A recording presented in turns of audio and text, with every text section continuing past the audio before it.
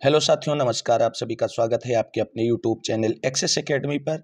दोस्तों, TGT PGT नागरिक शास्त्र रिमाइंडर सीरीज के अंतर्गत आज की इस वीडियो में प्रस्तुत है नागरिक शास्त्र अथवा राजनीति विज्ञान के महत्वपूर्ण प्रश्नों का वन लाइनर रिवीजन नोट्स, जो आप सभी की आगामी परीक्षाओं जैसे टीजीटी पीजीटी एल्टीग्रेड जीआईसी प्रवक्ता जीडीएस उच्चतर शिक्षा सेवा आयोग के तहत असिस्टेंट प्रोफेसर भर्ती केंद्रीय विद्यालय संगठन और नेट जेआरएफ के लिए बहुत ही उपयोगी है। दोस्तों, आज की इस वीडियो में भारतीय संविधान के अंतर्गत महत्वपूर्ण टॉपिक संघ राज्य क्षेत्र, नागरिकता, मूल अधिकार, नीति निर्देशक तत्व एवं मूल कर्तव्यों से संबंधित महत्वपूर्ण प्रश्नों को रिवाइज करेंगे। तो आइए शुरू करते हैं आज का वीडियो और देखते हैं आज के वीडियो का पहला प्रश्न। संघ राज्य क्षेत्र के अंतर्गत पहला प्रश्न है, तेलंगाना विधानसभा में कुल कितनी सीटें हैं? तो तेलंगाना विधानसभा में कुल 119 सीटें हैं। जम्मू कश्मीर का संविधान कब लागू हुआ था? जम्मू कश्मीर का संविधान 26 जनवरी 1957 को लागू हुआ था। अगला प्रश्न है, उत्तर प्रदेश में अब तक राष्ट्रपति शासन कितनी बार लागू किया गया है? तो उत्तर प्रदेश में अब तक राष्ट्रपति शासन 10 बार लागू किया गया है। अगला प्रश्न है, राज्यों के गठन का सही कालक्रम क्या है? तो राज्यों के गठन का सही कालक्रम है, सबसे पहले गुजरात 1960 में गठित हुआ, सिक्किम 1975, गोवा 1987 और तेलंगाना 2014। अगला प्रश्न है, वर्तमान में भारत में कितने राज्य और केंद्र शासित प्रदेश हैं? तो वर्तमान में भारत में कुल 28 राज्य और 8 केंद्र शासित प्रदेश हैं। 8 केंद्र शासित प्रदेशों के नाम आप सभी लोगों को कमेंट करके बताना है। अगला प्रश्न है, भारत में संघ शासित प्रदेश या केंद्र शासित प्रदेशों की संख्या कितनी है? तो जम्मू कश्मीर और लद्दाख दो नए राज्य केंद्र शासित या संघ शासित प्रदेश के रूप में घोषित किए जाने के बाद अब वर्तमान में भारत में संघ शासित या केंद्र शासित प्रदेशों की संख्या 8 है। अगला प्रश्न है, किस एक राज्य को भारत में अपना संविधान निर्मित करने का अधिकार प्राप्त था? तो जम्मू कश्मीर था। अगला प्रश्न है, क्रम अनुसार सही है जिसे भारतीय संघ में पूर्ण राज्य का दर्जा प्राप्त हुआ? तो सबसे पहले नागालैंड में भारतीय संघ में सबसे पहले पूर्ण राज्य का दर्जा प्राप्त हुआ, फिर हरियाणा, उसके बाद सिक्किम और उसके बाद अरुणाचल प्रदेश। अगला प्रश्न है जो सही सुमेलित तथ्यों पर आधारित है। एक तरफ राज्य दिए गए हैं, दूसरी तरफ उनके स्थापना वर्ष। तो नागालैंड 1963, हरियाणा 1966, सिक्किम 1975, अरुणाचल प्रदेश 1987। अगला प्रश्न है, यदि भारतीय संघ में एक नए राज्य का सृजन करना हो तो निम्न में अनुसूची को संशोधित किया जाना चाहिए। यानी किस अनुसूची को संशोधित करते हुए भारत में एक नए राज्य का सृजन किया जा सकता है? तो भारत में नए राज्यों के सृजन के लिए पहली अनुसूची में संशोधन करना होगा। अगला प्रश्न है, भारत में भाषाई आधार पर बनाया गया पहला राज्य कौन था? तो भाषाई आधार पर गठित होने वाला पहला राज्य आंध्र प्रदेश है। भारत में राज्यों का भाषा के आधार पर पुनर्गठन कब किया गया? भारत में राज्यों के का भाषा के आधार पर पुनर्गठन 1956 ईस्वी में किया गया था। अगला प्रश्न देखते हैं। अगला प्रश्न है साथियों, लक्षद्वीप की राजधानी का नाम क्या है? तो लक्षद्वीप की राजधानी का नाम कवरत्ती है। जम्मू और कश्मीर पुनर्गठन अधिनियम 2019 को राष्ट्रपति ने स्वीकृति कब प्रदान की थी?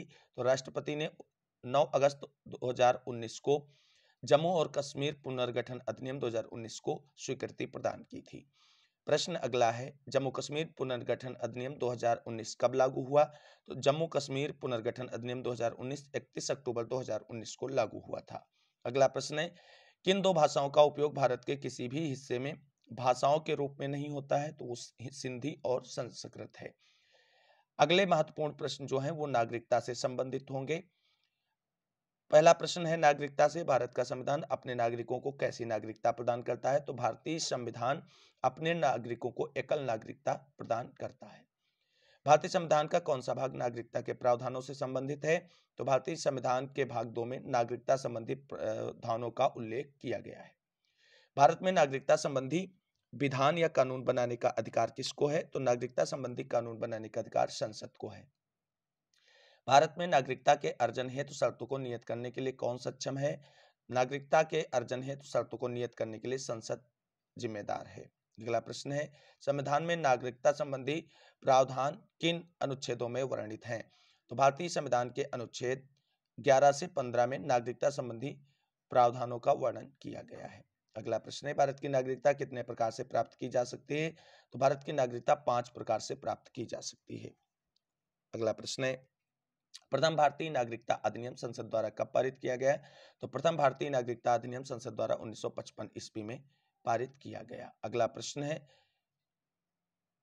भारतीय संसद ने नागरिकता अधिनियम कब पारित किया? तो 1955। पहला पूछे या डायरेक्ट इस तरीके से पूछे, दोनों बार 1955 आएगा। भारतीय संविधान में नागरिकता प्राप्त करने के आधार क्या क्या है?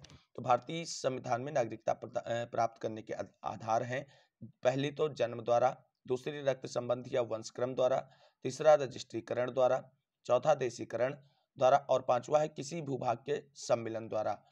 अगला प्रश्न है, भारत की नागरिकता समाप्त कैसे हो जाती है? तो भारत की नागरिकता प्राप्त करने के 5 तरीके हैं और खोने के 3 तरीके हैं। पहला है, किसी अन्य देश की नागरिकता ग्रहण करने पर भारत की नागरिकता समाप्त हो जाती है। दूसरा है, नागरिकता का त्याग करने पर भी आपकी नागरिकता समाप्त हो सकती है। और नागरिकता से वंचित किए जाने पर भी नागरिकता समाप्त हो सकती है। नागरिकता प्राप्त करने का साधन क्या है? तो नागरिकता प्राप्त करने का सबसे बेहतर साधन जन्म का आधार है। अगला प्रश्न है, मूल अधिकारों से जुड़ा हुआ है। पहला प्रश्न है, मौलिक अधिकार भारत के संविधान के किस भाग में दिए गए हैं? मौलिक अधिकार भारत के संविधान में भाग 3 में दिए गए हैं। अगला प्रश्न है, संविधान में मूलभूत अधिकारों के बारे में जानकारी किस भाग में मिलती है? तो भारतीय संविधान के भाग 3 में मूल अधिकारों से संबंधित महत्वपूर्ण प्रावधानों का उल्लेख किया गया है। भारत के नागरिक कुल मूलभूत अधिकार कितने प्राप्त हैं? तो भारतीय नागरिकों को कुल मूलभूत 6 अधिकार प्राप्त हैं। हालांकि जब संविधान का निर्माण हुआ था उस समय भारतीय नागरिकों को कुल 7 मूल अधिकार प्राप्त थे, लेकिन संपत्ति के अधिकार को संवैधानिक संशोधन के द्वारा हटा दिया गया और वर्तमान में भारतीय नागरिकों को कुल 6 मूलभूत अधिकार भी प्राप्त हैं।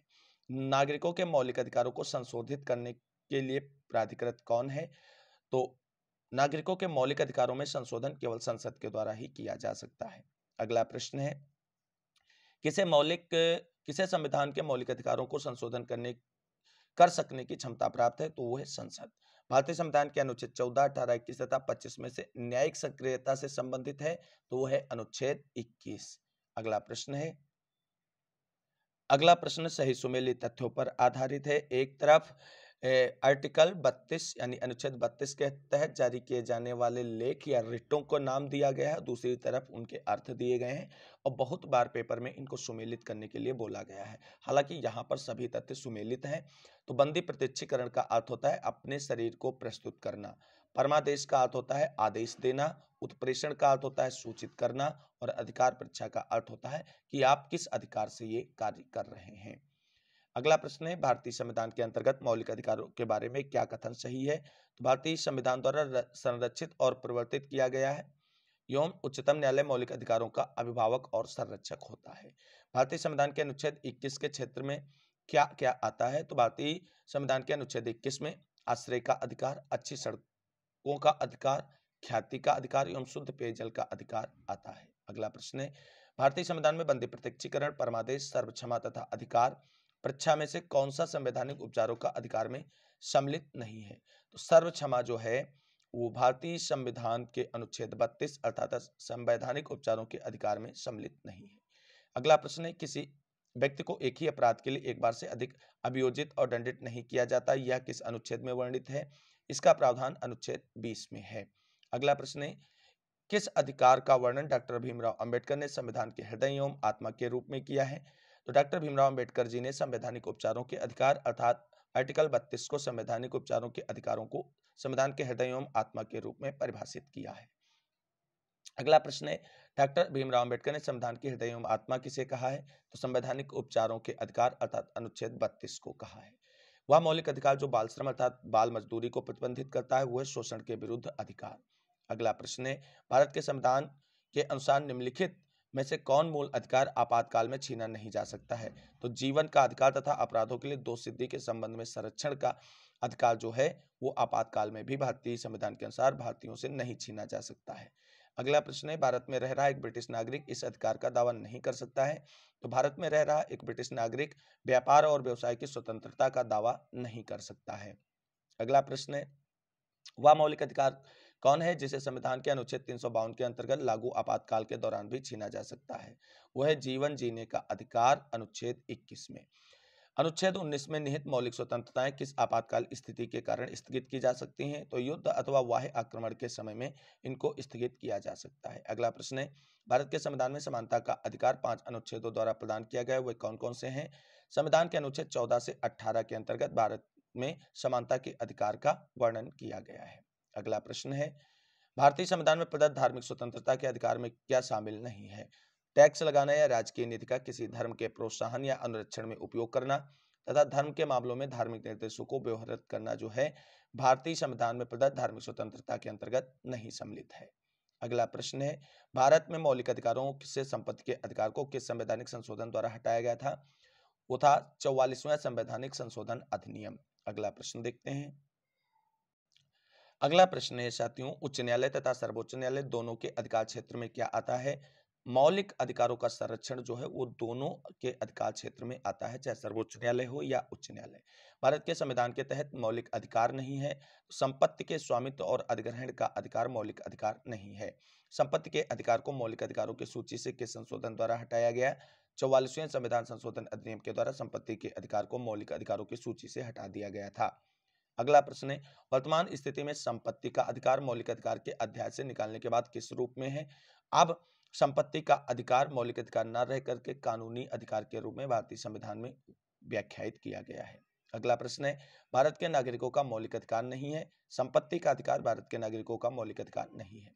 सूचना के अधिकार के विषय में क्या सही है? सूचना का अधिकार एक विधिक अधिकार है। अगला प्रश्न है, मौलिक अधिकारों के कार्यवाहन को निलंबित करने का अधिकार किसके पास है? ये अधिकार राष्ट्रपति महोदय को प्राप्त है। भारतीय संविधान के अनुच्छेद 32 में किस किस अधिकार का उल्लेख किया गया है? भारतीय संविधान के अनुच्छेद 32 में संवैधानिक उपचारों के अधिकार का वर्णन या उल्लेख किया गया है। लैटिन शब्द मैडनस अर्थात परमादेश का अर्थ क्या होता है? तो परमादेश का अर्थ होता है हम आदेश देते हैं। किस लेख का अर्थ होता है? हम हुक्म देते हैं। परमादेश का अर्थ होता है हम हुक्म देते हैं। मूल अधिकारों को परिवर्तित करने के लिए रिट कौन जारी कर सकता है? तो उच्चतम न्यायालय और उच्च न्यायालय दोनों जारी कर सकते हैं। अगला प्रश्न है, एक ऐसे व्यक्ति को जिसे अवैध रूप से हिरासत में लिया गया है उसे मुक्त करने के लिए उचित न्यायिक निकाय द्वारा जारी किया गया लेख कौन सा लेख है? वो है बंदी प्रत्यक्षीकरण। अगला प्रश्न है, संविधान के द्वारा मौलिक अधिकारों पर युक्तिसंगत प्रतिबंध रोपित कौन कर सकता है? भारतीय संसद। अगला प्रश्न, यदि किसी व्यक्ति का जीवन या स्वतंत्रता का प्रश्न हो तो जन सूचना अधिकारी का जवाब मिलना चाहिए, 48 घंटे के भीतर मिलना चाहिए। भारत का संविधान किसे मान्यता देता है?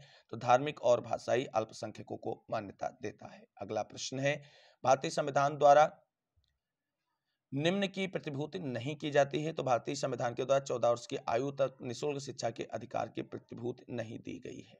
अगला प्रश्न है, जो राज्य के नीति निर्देशक तत्वों से संबंधित है।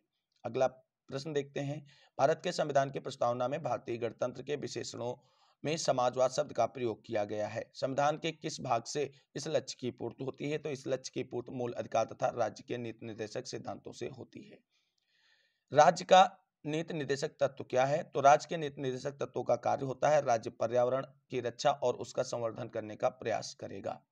अगला प्रश्न है, राज्य के नीति निर्देशक सिद्धांतों के बारे में सही कथन क्या है? नीति निर्देशक सिद्धांतों के बारे में सही कथन है कि नीति निर्देशक सिद्धांतों को न्यायालयों में लागू नहीं किया जा सकता है। अगला प्रश्न है, मूल अधिकारों एवं नीति निर्देशक तत्वों में विवाद का पहला मामला कौन सा है?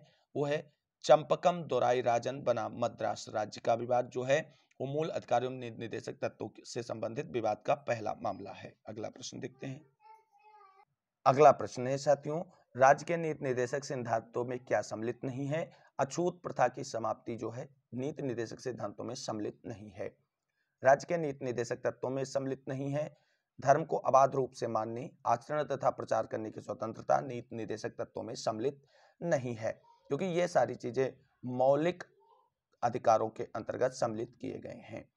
अगला प्रश्न है, भारतीय संविधान में राजनीति निर्देशक तत्वों का मुख्य उद्देश्य क्या है? नीति निर्देशक तत्वों का मुख्य उद्देश्य लोक कल्याणकारी राज्य की स्थापना करना है। अगला प्रश्न है, भारतीय संविधान में नीति निर्देशक तत्व किसके लिए हैं?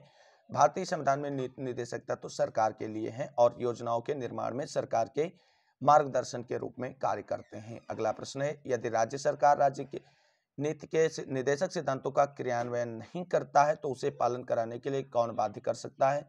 तो उसे बाध्य केवल मतदाता के द्वारा कराया जा सकता है। में इनको नहीं ले जाया जा सकता है। अगला प्रश्न है, किसने नीति निर्देशक तत्वों को ऐसा चेक बताया है जिसका भुगतान बैंक की सुविधा पर निर्भर करता है? तो ये महत्वपूर्ण कथन केटी शाह का है। राज्य के नीति निर्देशक तत्व एक ऐसा चेक है जिसका भुगतान बैंक की इच्छा पर निर्भर है। यह कथन किसका है? यह कथन केटी शाह महोदय का है। अगला प्रश्न है, भारतीय संविधान के राजनीति के निर्देशक सिद्धांतों को बनाने में किस देश का सर्वाधिक प्रभाव पड़ा है या किस देश के संविधान से इनको ग्रहण किया गया है? तो आयरलैंड के संविधान से इनको ग्रहण किया गया है। अगला प्रश्न है, राज्य के नीति निर्देशक तत्वों के विषय में कौन सा कथन सत्य है?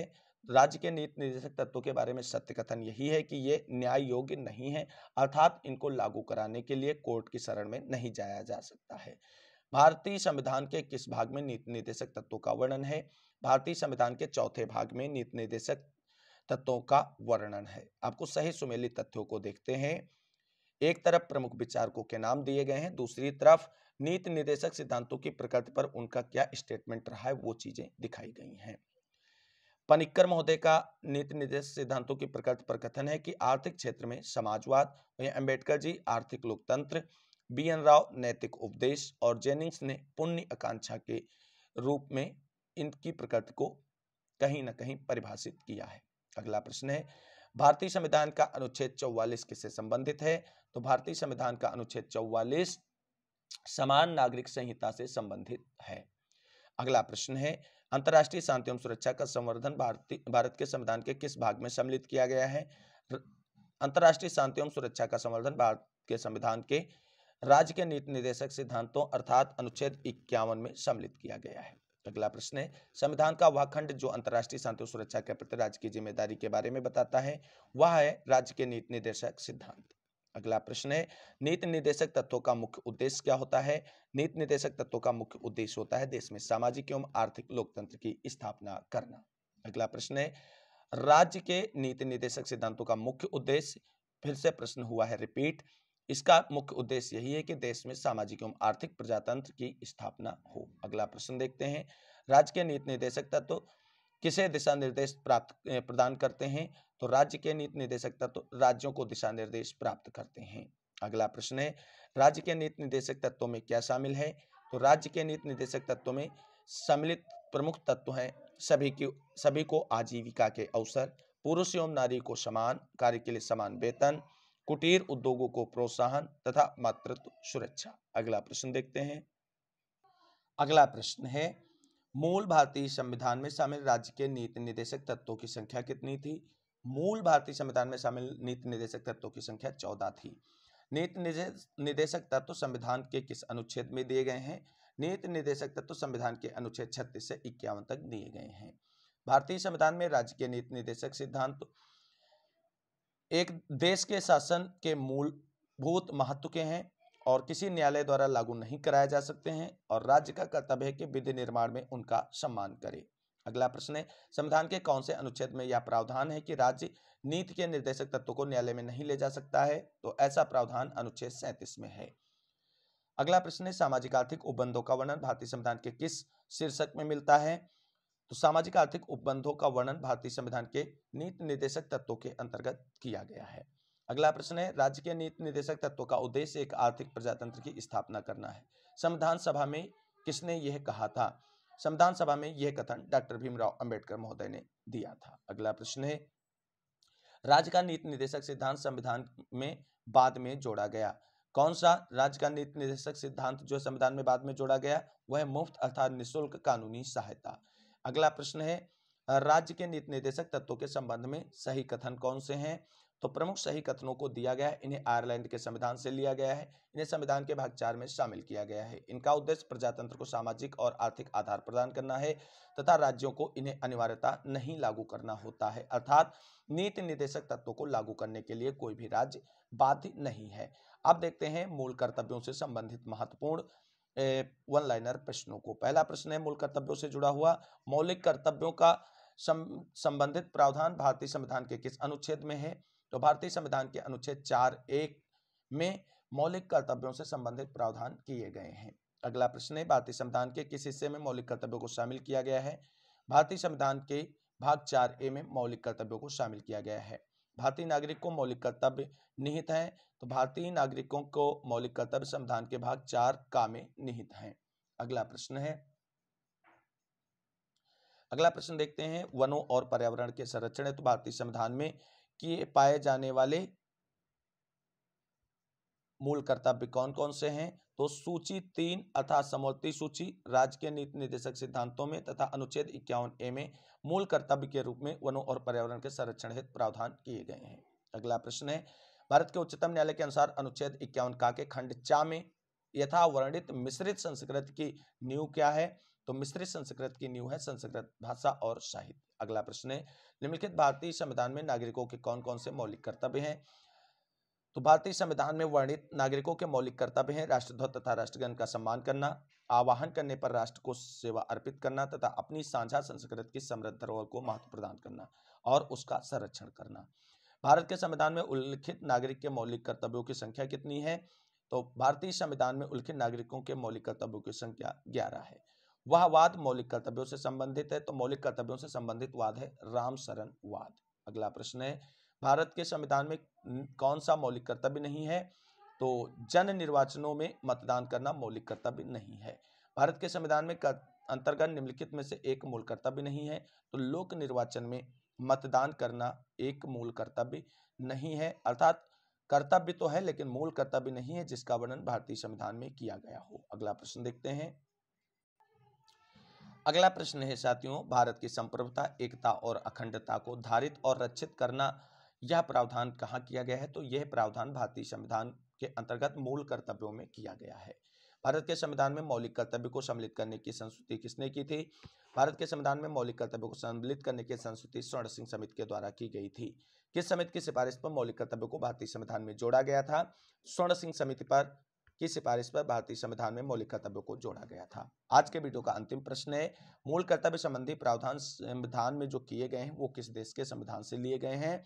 तो पूर्व सोवियत संघ के संविधान से उनको ग्रहण किया गया है। तो साथियों, ये था आज का वीडियो जिसके अंतर्गत हमने डिस्कस किया है संघ राज्य क्षेत्र, नागरिकता, मौलिक कर्तव्यों से संबंधित महत्वपूर्ण प्रश्नों को, जो आप सभी की आगामी परीक्षाओं के लिए काफी हेल्पफुल साबित होगा। और रिवीजन सीरीज जो आप सभी लोगों के लिए चलाई गई है चैनल पे, उम्मीद करते हैं आप सभी लोगों के लिए हेल्पफुल रही है। और आगे भी इस विषय को कंप्लीट करने के बाद आप सभी लोगों के लिए थ्योरेटिकल क्लासेस लेकर के आएंगे हिस्ट्री और पॉलिटिकल साइंस की, जिनके हैंड रिटन नोट्स आप सभी को फ्री ऑफ कॉस्ट मिलने वाले हैं। सभी लोग वीडियो में अंत तक बने रहें, इसके लिए बहुत बहुत धन्यवाद। मिलते हैं अगली वीडियो में नेक्स्ट टॉपिक के वन लाइनर रिवीजन नोट्स के प्रश्नों के साथ। तब तक के लिए सभी साथियों को जय हिंद, जय भारत, वंदे मातरम। आप सभी का दिन शुभ हो।